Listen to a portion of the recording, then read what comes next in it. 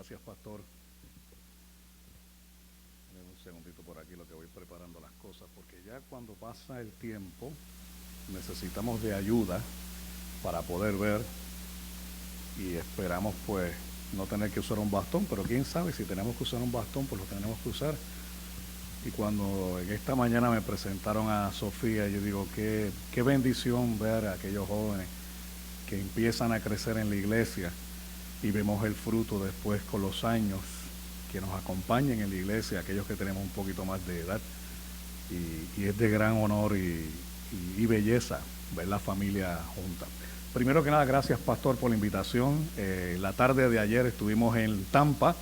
Las condiciones meteorológicas no eran las más favorables y por poco tenemos que desviarnos. La gente que iba para Orlando ayer no llegó a Orlando, llegaron a Tampa y tuvieron que tomar un autobús porque las condiciones estaban muy feas. Pero nosotros, gracias a Dios, nos permitieron llegar a Tampa y regresar. Llegamos a las 11 y tanto de la noche. Él vio el mensaje y dijo, yo no me atrevo a llamar al pastor a esta hora. Aunque tenemos la confianza, pero no por consideración. Y dije, no hay problema. Yo sé que él mañana me llamó esta mañana. Yo contesté y me dice, ¡Gloria a Dios! Y sabemos, pastor, definitivamente que predicar la palabra es algo muy serio. Y yo agradezco, ¿verdad?, la confianza que el pastor ha brindado en mí para predicar un año más. Estuvimos aquí el año pasado en aniversario y nos ha invitado nuevamente. Así que pues esperamos que sea para la honra y para la gloria de nuestro Señor Jesucristo y sobre todo que redunde en amor y gracia sobre todos ustedes. Así que en esta mañana voy a tratar de hacer un repaso quizás de un mensaje que he dado varias veces. El pastor, viendo uno de los videos a través del internet, me dijo, tienes que traerme ese mensaje. Yo pues con mucho gusto lo traemos. Entendiendo nuevamente que estamos celebrando un aniversario, pero celebramos por la misericordia y la gracia de una persona que se encarnó, dio su vida por todos nosotros, resucitó al tercer día y hoy está sentado a la diestra de Dios Padre, intercediendo por usted y por mí 365 días al año, 7 días a la semana, 24 horas al día, y a Él es que venimos a rendir la gloria y la honra a nuestro Señor Jesucristo. Amén y amén. Quiero que me acompañen, por favor, en esta mañana en un texto que ya todos conocemos. Es un texto, voy a estar predicando del himnario. Y usted me dirá, pero del himnario, nosotros no tenemos himnario aquí, estábamos cantando. Sí, pero es el himnario que se utilizaba al principio en la iglesia. Y voy a la carta a los Filipenses, capítulo 2, versos 5 en adelante. Cuando lo tenga, por favor, aquellos que no tengan un impedimento, les voy a pedir que se pongan de pie para darle reverencia a la palabra del Señor. Filipenses, capítulo 2, versículo 5 en adelante. Me dicen un buen amén, tan pronto lo tengan. 2 personas. Bien, esperamos entonces para las demás personas tengan Filipenses capítulo 2, versículo 5 en adelante. Leemos en el nombre del Padre y del Hijo y del Espíritu Santo. Y me disculpan que voy a hacer una traducción en inglés y en español. I'm sorry that I kind of forgot all of you who speak English. So they told me to do both Spanish and English message. Oh, I'm sorry, eso es por la noche. Pues no se preocupen, hablamos en español entonces, gloria a Dios. Por la noche hacemos entonces la traducción. Así que, de hecho, no se va, y perdonen que están de pie, no se vayan a perder el mensaje de esta noche. Voy a estar predicando un mensaje que se llama Dios de Pacto, para que ustedes vean cuál es la importancia. Y hoy vamos a estar celebrando la Santa Cena del Señor, pero eso tiene un trasfondo histórico-cultural que viene desde Abraham, viene desde el monte Sinaí, viene a través de los pactos que hace Dios hasta un pacto perfecto en el Nuevo Testamento. No se pueden perder eso en esta noche. Le invitamos a que vengan y regresen. Bien, leemos la palabra del Señor en el nombre del Padre y del Hijo y del Espíritu Santo. Amén. Haya pues en vosotros este sentir que hubo también en Cristo Jesús, el cual siendo en forma de Dios no estimó el ser igual a Dios como cosa que aferrarse, sino que se despojó a sí mismo, tomando forma de siervo, hecho semejante a los hombres, y estando en la condición de hombre, se humilló a sí mismo, haciéndose obediente de una muerte y muerte de cruz. Por lo cual Dios le exaltó hasta lo sumo, y le dio un nombre que es sobre todo nombre, para que en el nombre de Jesús se doble toda rodilla de los que están en los cielos y en la tierra y debajo de la tierra, y toda lengua confiese que Jesucristo es el Señor, para gloria de Dios Padre. Amén y amén. Padre bendito, Padre bueno, te damos gracias por este día, una celebración de aniversario, en la cual otro día más por tu gracia podemos estar aquí. Señor, te pido que bendigas al pastor Lucrecio y a su congregación y a cada persona que entre por esas puertas, que venga con un espíritu y oídos dispuestos a escuchar la revelación de tu palabra. Eres tú quien nos hablas por medio de tu palabra y por eso, Señor, estamos atentos con nuestros oídos. Primero que nada, Señor, convéncenos, atráenos, llévanos a tu presencia, redarguye nuestro corazón por medio de la palabra, porque tu palabra es viva y eficaz, más cortante que una espada de doble filo que penetra hasta lo más profundo y discierne nuestros pensamientos. Así que no podemos venir con nada excepto con un corazón abierto a escucharte. Así que, Padre, háblanos en este día por medio de tu palabra. Y lo oramos en el nombre de nuestro Señor Jesucristo. Amén y amén. Pueden sentarse, hermano. Bien, como había mencionado, estamos hablando del himnario. Al principio de la iglesia, en el primer siglo, se establecieron diferentes cosas. Y me disculpan si soy un poco didáctico, lo que pasa es que soy profesor de seminario teológico y me gusta dar un poco de clases también. En el ámbito de cuando se está desarrollando la Biblia para establecer los conceptos de doctrina, la iglesia en su comienzo empezó a formular unos ciertos credos, unos himnos y unas confesiones para establecer lo que ellos verdaderamente creían. Pues sucede el caso que esto es parte de un himno que se cantaba en la iglesia para establecer un alto contenido cristológico. Por ende, en este pasaje que tenemos aquí, tenemos 4 puntos esenciales. Y esos 4 puntos vienen siendo prácticamente la preexistencia de Cristo, la divinidad de Cristo, la humillación por medio de la encarnación y la muerte de Cristo y la exaltación de Cristo. Todo eso está empacado en estos versículos que tenemos aquí. Y es uno de los pasajes más ricos cristológicamente que tenemos en el Nuevo Testamento. Pudiésemos hablar también como Romanos capítulo 9, verso 5, que nos habla a nosotros de la deidad de Jesucristo. Juan capítulo 1, verso 1 nos habla de la deidad de Jesucristo. Tito capítulo 2, verso 13 nos habla de la deidad de Cristo. Segunda de Pedro capítulo 1, verso 1 y verso 11 nos habla de la deidad de Cristo. Son pasajes que vemos que verdaderamente Jesucristo es Dios.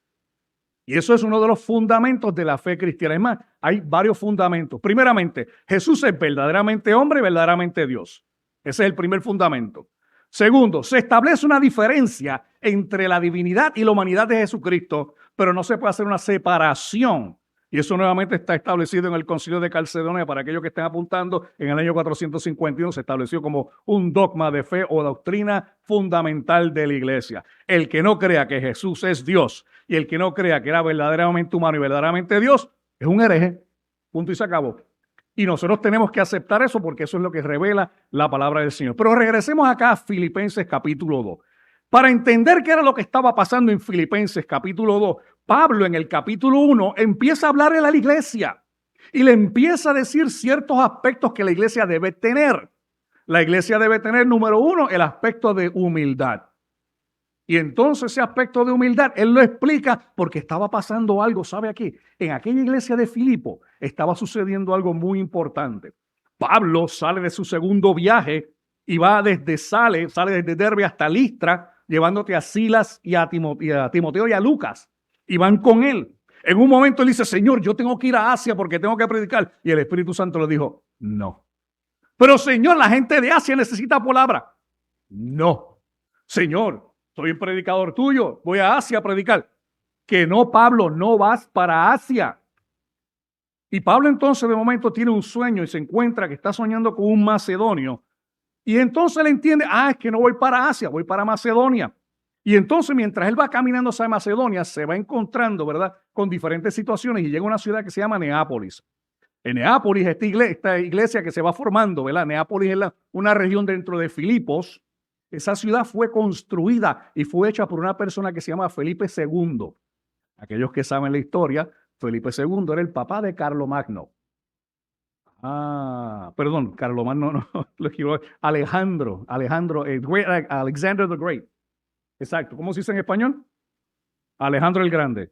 Pues ustedes saben de lo que estoy hablando, no hay problema. Filipo II era el padre de Alexander the Great. Ahora estoy pensando, ves que dije que iba a hablar en inglés. Ahora estoy pensando en inglés y hablando en español. Me disculpan, mis hermanos. Alejandro Alejandro el Grande, es el que sale en las películas, ¿verdad? Pues esa ciudad fue construida por su papá. Pero ¿qué pasaba con esa gente? esa gente era extremadamente orgullosa. Esa gente empezaban a ponerle a las ciudades los nombres de ellos porque querían hacerse los mejores de la película. Y vemos entonces que cuando llega allá los César empezaron a ponerle nombres, como por ejemplo, había una ciudad cerca de Israel que se llama Cesarea de Filipo, Cesarea a nombre de César Augusto y Filipos precisamente a nombre de Felipe. Y esos querían darse y enaltecerse ante todos. Ellos decían que ellos estaban trayendo un nuevo evangelio de la Pax Romana. Y los romanos cuando iban, conquistaban, hacían carreteras, hacían acueductos, traían todas las cosas preciosas. Y ese era el evangelio de los romanos. Son las buenas noticias. Las buenas noticias de que las personas que están viviendo en pobreza, ahora cuando los romanos los conquistan, ahora van a tener agua, van a tener carreteras, van a tener todo eso. Pero Pablo, cuando llega a Neápolis, en esa área de Filipo, se da cuenta que allí hay un altar levantado precisamente al papá de Alejandro Magno. Y la gente iba allá y les rendía pleitesías y decían, tú eres el Hijo de Dios. A ti te voy a ofrecer sacrificios. Y él miraba y eso, yo me imagino a Pablo como así hizo en el Areópago. Veo que ustedes son muy religiosos, pero tienen un altar allí al Dios no conocido. Y allí se da cuenta Pablo de algo, que esta supuesta evangelio que traen los romanos, esta supuesta pax romana, no es la paz que necesita la iglesia de Filipos. Y eso se había permeado dentro de la iglesia de Filipo, porque la iglesia de Filipo decía, no, perdóname, pero nosotros estamos ahora viviendo en Neápolis. En Neápolis tenemos agua, tenemos luz, tenemos todo esto. Bueno, no tenían luz en aquella época, pero imagínense como si estuvieran aquí hoy en día. Vivimos en Estados Unidos, una nación rica.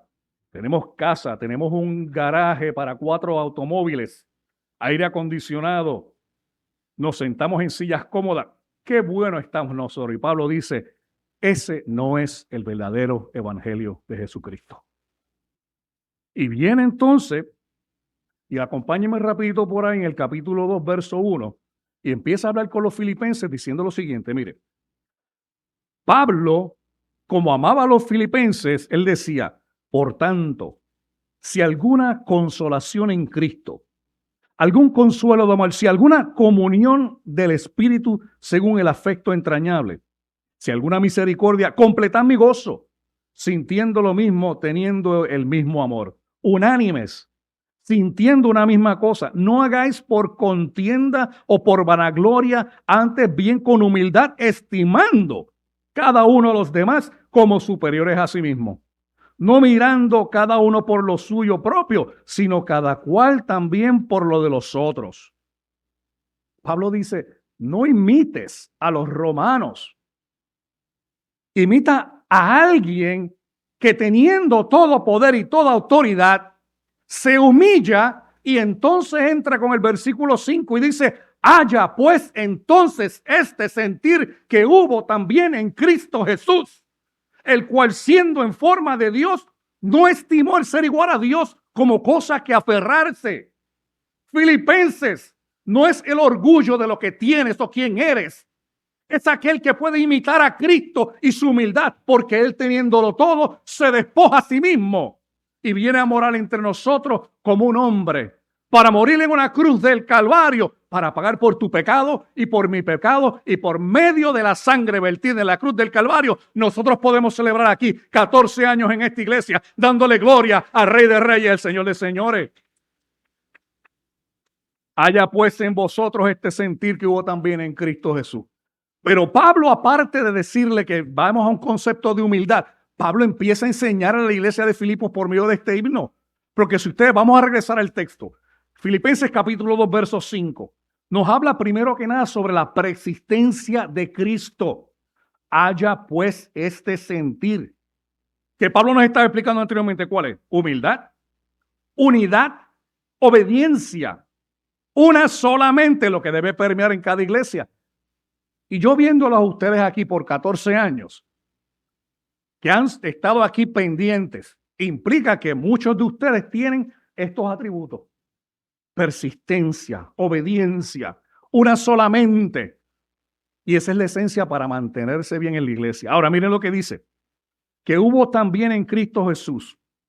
Ahora, nos está diciendo que tenemos que tener la humildad de Cristo, nosotros, aquí en la iglesia. Pero ¿qué tipo de humildad es? Pues mire, Pablo lo que hace es que compara y dice, Mire cómo era la humildad de Cristo. Y en el versículo 6 dice, el cual siendo en forma de Dios. Vamos a desglosar eso y vamos a profundizar un poco más en esto.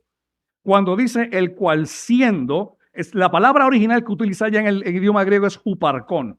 Huparkon, ese siendo significa que es de lo que se compone, la esencia de quién es, el cual siendo, y cuando dice forma utiliza la palabra morfe, que usted lo ha escuchado muchas veces, que es la palabra metamorfosis, ¿verdad? Que es la forma de una persona, el cual siendo en forma de Dios. La esencia de quién es Jesús, por eso utiliza huparkon, es que Él es Dios. Y entonces Pablo nos dice que Él estaba ¿qué? Existiendo, Él existe de esa manera desde el principio. Él existe en la forma de Dios. En otras palabras, cuando era el pasado, Él era Dios. Cuando estaba en el presente, seguía siendo Dios. Y en el futuro, por toda la eternidad, seguirá siendo Dios. Eso es lo que está expresando esa palabra allá. Huparkon, en la esencia de quién es Él. De hecho, en el griego se llama un participio atemporal. En otras palabras, que eso a través de toda la historia, Él sigue siendo el mismo. Él no tiene sombra de variación. Él no cambia. Él sigue siendo Dios. Ese verso no apunta a un momento en específico que Él fue creado, como dicen los testigos de Jehová, que supuestamente Él fue el primogénito de toda la creación. Primogénito, la palabra que utiliza es prototocos. Prototocos significa preeminencia. ¿Cómo lo sabemos? Porque la Biblia nos interpreta la propia Biblia. Y en Jeremías nos menciona a nosotros que Efraín y Manasés, al menor, se le llamaba el prototocos, el que tiene preeminencia. Pues a Cristo se le llama el primogénito de toda la creación o el que tiene la preeminencia en toda la creación. Por ende, no fue que fue creado. Jesús no fue creado. Jesús ya existía, existió y existirá por toda la eternidad. El Jesús que es visible nos da a conocer al Dios invisible.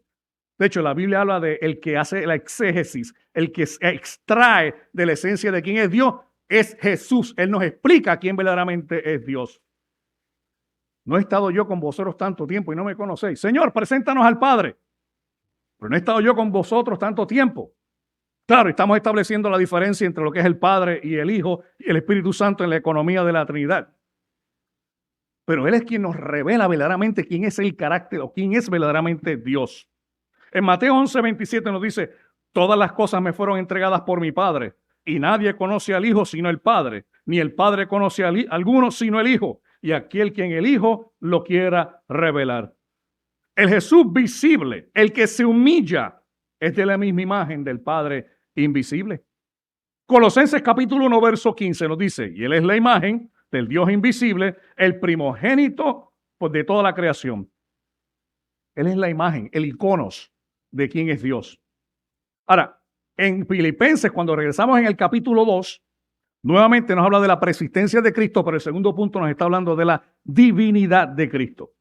En el verso 6 nos dice, el cual siendo en forma de Dios. Ya le mencioné que era morfe la palabra que utiliza. De hecho, en el griego aparecen dos palabras, la palabra morfe y la palabra esquema. La palabra morfe se traduce como forma y la palabra esquema también se puede traducir como forma o condición. Y usted me dirá cuál será la diferencia entre uno y el otro. Pues le voy a explicar, sencillo, como maestro. Cuando yo nací en el morfe de ser hombre.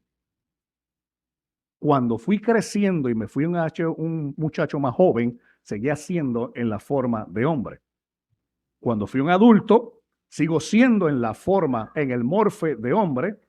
Y ahora que estoy entrando en mis años de vejez y me estoy quedando casi sin cabello y el pelo se me ha puesto blanco, todavía estoy en la forma de hombre. Pero ¿saben qué? Mi esquema fue cambiando a medida que yo era un niño, un joven, un adulto y un anciano. Así que la forma va cambiando, el esquema, pero el morfe no cambia. Cuando Pablo dice aquí, el cual estando en el morfe de Dios, él no ha cambiado de ser Dios, pero cuando estaba en la condición de hombre, él era un niño, después fue un joven, después un adulto, ¿verdad? Así que se entiende la diferencia de qué es lo que Pablo está tratando de explicarnos aquí. Pablo está hablando de la divinidad de Cristo, el morfe, pero está hablando de la humanidad de Cristo, el esquema también. Todo eso dado en estos versículos. Por eso le dije, esto es un himno que la iglesia establece, ¿para qué? Para dar los fundamentos de la fe cristiana. El Jesús visible es de la misma esencia, morfe, divina, que del Padre. El Jesús visible tiene la misma divinidad del Padre invisible. Y cuando nos dice ahí en el versículo 6, no escatimó el ser igual a Dios. Me tengo que detener también porque hay una palabra bien importante. La palabra en griego que utiliza para igual es iso. Recordarán ustedes que hay un triángulo que tiene dos lados iguales. Se llama triángulo isósceles. De ahí sale la palabra iso. Cuando usted tiene dos líneas que son exactamente igual, se llaman líneas isométricas. Tienen la misma distancia. Cuando usted tiene patrones de presión que son iguales, se llaman isobara. Tienen la misma presión. Pero cuando aquí él dice, el cual siendo en iso de Dios, está diciendo Pablo que Jesús es igual al Padre en esencia. Él dice, no escatimó el ser igual a Dios como cosa a que aferrarse. Ahora, eso hay que interpretarlo de dos maneras. Cuando usted se aferra a algo, es porque usted ya lo posee y no lo quiere soltar y se está aferrando, o usted no tiene algo y quiere aferrarse a eso que no tiene. La pregunta que tenemos que hacernos es que Pablo nos está diciendo en cuanto a Jesucristo. ¿Era que él tenía algo y no quería soltarlo? ¿O era que él no poseía algo y quería obtenerlo? Cuando leemos el pasaje y entendemos lo que está sucediendo allí, nos dice claramente que él tiene la esencia de hombre, la esencia de Dios, y no escatimó el ser igual a Dios. O sea que él ya posee el atributo de ser divino. Y nos está diciendo que él no se quiso aferrar ¿a qué? A esa gloria que poseía. ¿Para qué? Para despojarse a sí mismo. Así que cuando nos dice, y se despojó a sí mismo, no escatimó el ser igual a Dios como cosa que aferrarse, él no se aferró nuevamente a lo que tenía en el cielo. Y usted me preguntará, ¿qué era lo que tenía en el cielo? Que él simplemente lo dejó por usted y por mí. Isaías nos dice a nosotros, había un trono alto y sublime, y allí vi a un anciano, y las faldas del templo cubrieron todo el templo. Las faldas cubrieron todo el templo. Y la voz del que hablaba estremecía los quiciales del templo. Allí habían dos seres, con uno se tapaban los ojos, con otro volaba y con otro se tapaban los pies. Y daban a voz día a día, Santo, Santo, Santo Jehová de los ejércitos. Santo, Santo, Santo Jehová de los ejércitos. Usted se imagina, como nos dice el Apocalipsis, que hay centenares y millones de ángeles que cantan los coros celestiales ante el Santo de Israel. Y todos a una voz gritando, Santo, Santo, Santo Jehová de los ejércitos. Tu gloria cubre todo el universo. Santo eres Jehová de los ejércitos. Usted se imagina nosotros estar allí ante la presencia que dice que tomaremos nuestras coronas y las arrojaremos ante Él. Hay una canción en inglés que dice, I can only imagine, me podré imaginar si ni siquiera pudiese yo sacar palabras para adorar al Santo de Israel. Ante su presencia, ante su magnificencia, ante su poderío. Y Él deja toda esa adoración para humillarse a sí mismo, estando en la condición de hombre, para que en vez de que le griten santo, santo, santo, nosotros le gritemos crucifíquenle, crucifíquenle, crucifíquenle.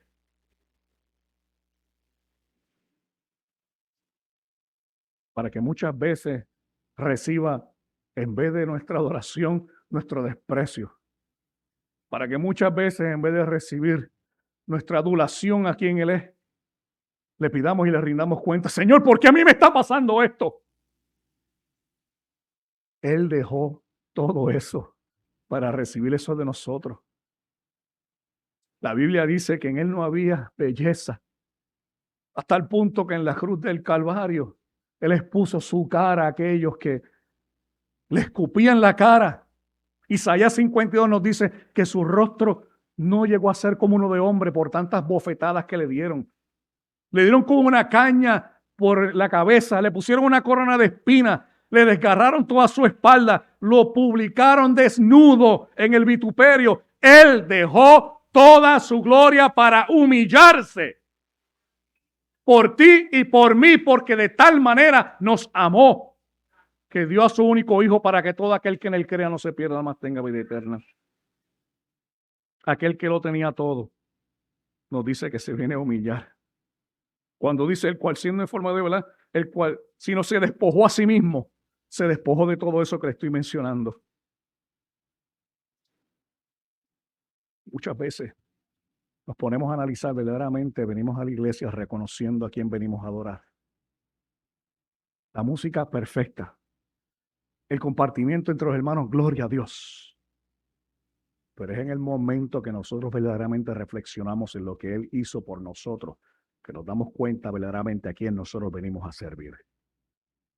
Por eso Pablo dice, haya pues en vosotros este sentir que hubo también en Cristo Jesús, el cual siendo en forma de Dios, no estimó el ser igual a Dios como cosa que aferrarse, sino que se despojó de sí mismo y estando en la condición de hombre, se dio una muerte y muerte de cruz.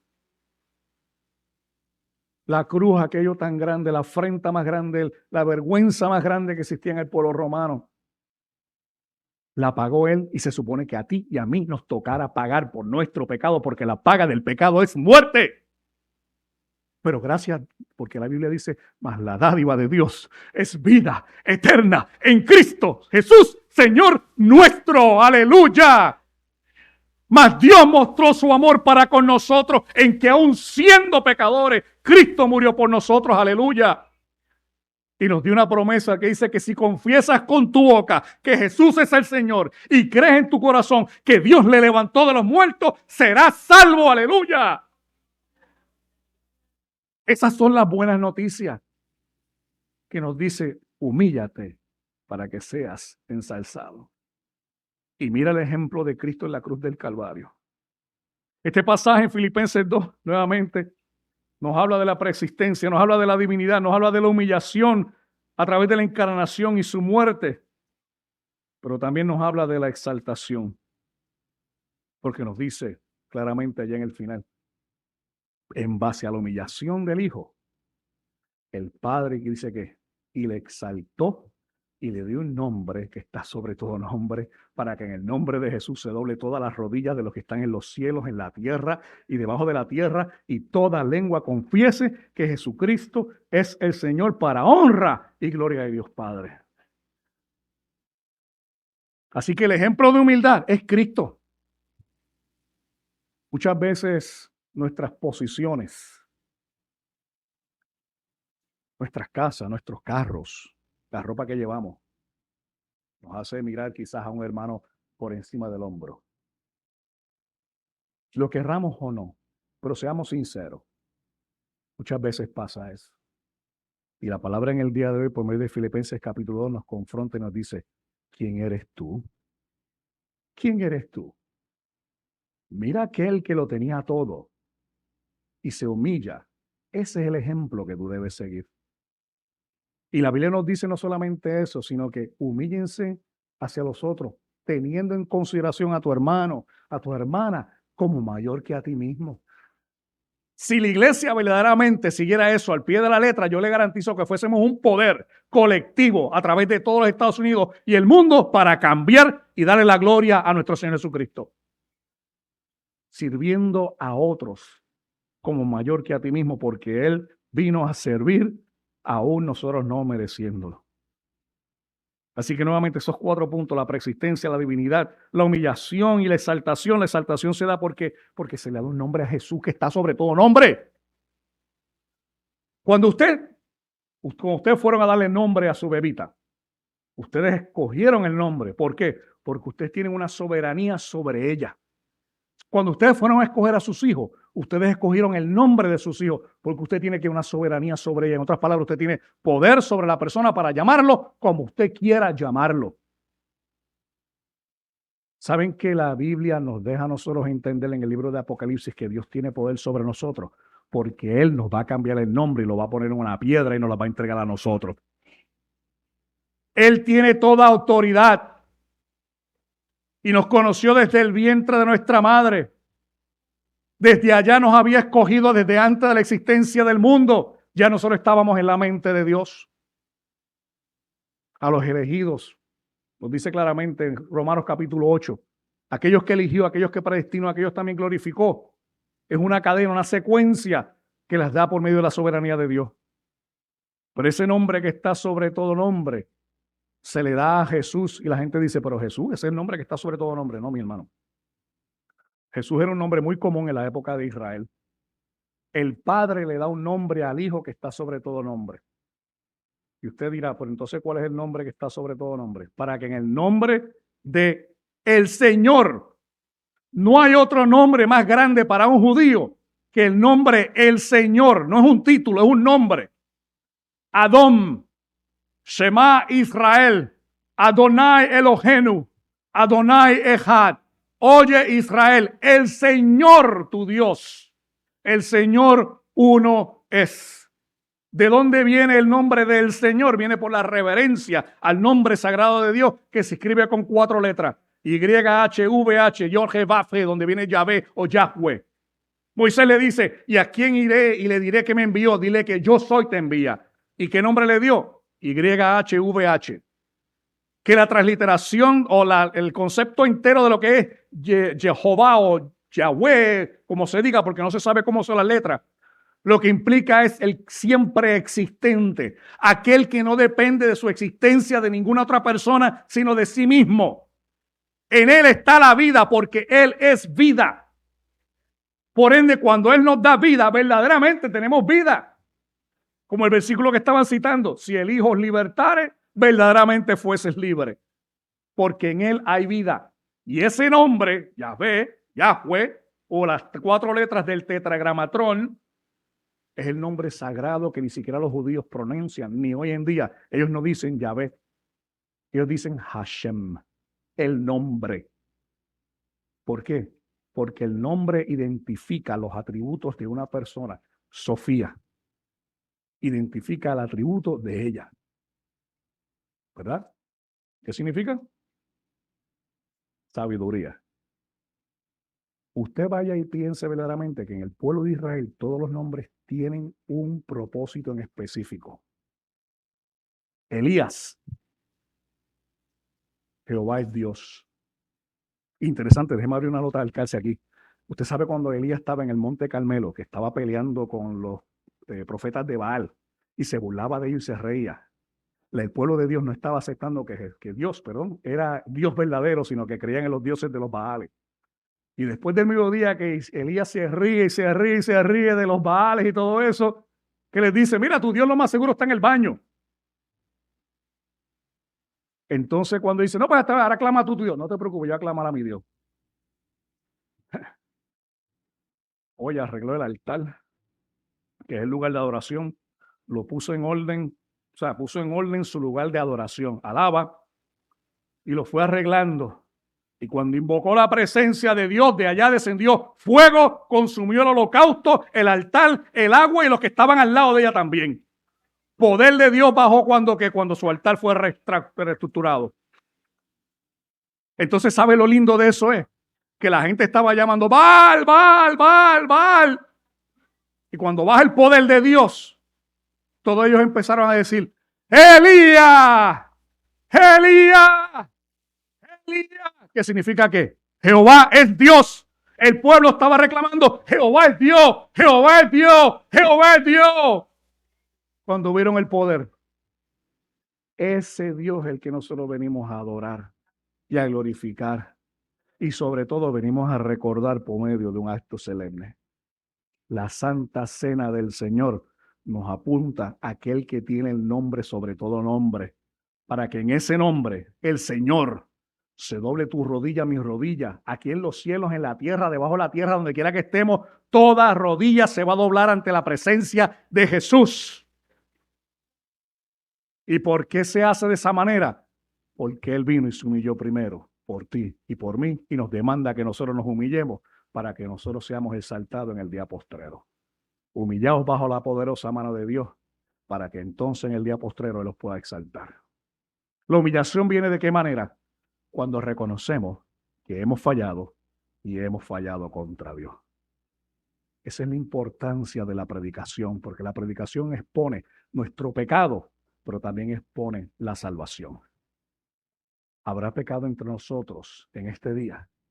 Confesémelo a aquella persona que tiene el nombre sobre todo nombre, para que por medio de su sangre, ese sacrificio vertido en la cruz del Calvario, nos perdone de todo nuestro pecado y de toda nuestra maldad. Hijitos míos, escribo estas cosas para que no pequéis. Pero si alguno ha pecado, abogado tenemos para con el Padre, a Jesucristo el justo, y es la propiciación de nuestros pecados. Y no solamente nuestros pecados, sino los de todo el mundo. Y la Biblia dice, y la sangre de Jesucristo nos limpia de todo pecado y de toda maldad. Aleluya. Haya pues en vosotros este sentir que hubo también en Cristo Jesús, el cual siendo en forma de Dios no estimó el ser igual a Dios como cosa que aferrarse, sino que se despojó de sí mismo y estando en la condición de hombre se dio una muerte y muerte de cruz, por lo cual Dios lo exaltó hasta lo sumo y le dio un nombre que está sobre todo nombre, para que en el nombre de Jesús se doble toda la rodilla de los que están en los cielos, en la tierra y debajo de la tierra, y todos nosotros confesemos que Jesucristo es el Señor, para honra y gloria de Dios Padre. Aleluya.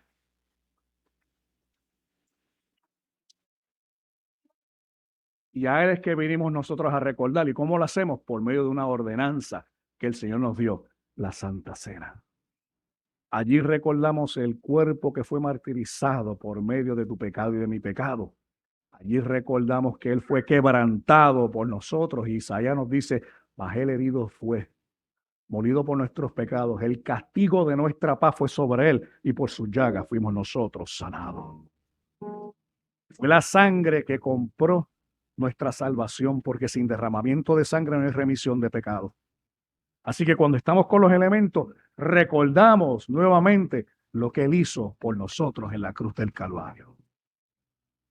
Humillémonos delante de la presencia de Dios, reconozcamos nuestro pecado y recordemos lo que Él hizo en la cruz del Calvario para salvarnos a cada uno de nosotros. Oremos. Padre Santo, Padre bueno, tu nombre es sobre todo nombre.